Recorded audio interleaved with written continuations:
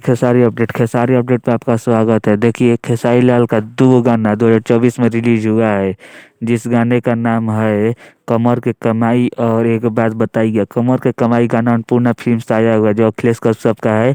और एक बात बताइए, का ये गाना आया हुआ है पीपा म्यूजिक वर्ल्ड से। तो आप सब बताइए कि आपकी तरफ कौन सा गाना सबसे ज़्यादा बज रहा है।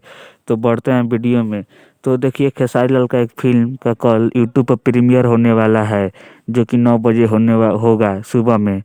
तो आप लोग उस इंटरटेनमेंट रंगीला भोजपुरी को सब्सक्राइब कर कर उस पर जाकर प्रीमियर देख सकते हैं। और एक बात आपको बता दे, इस पर खेसारी लाल और अमरपाली दुबे भी वीडियो बनाई हुई है।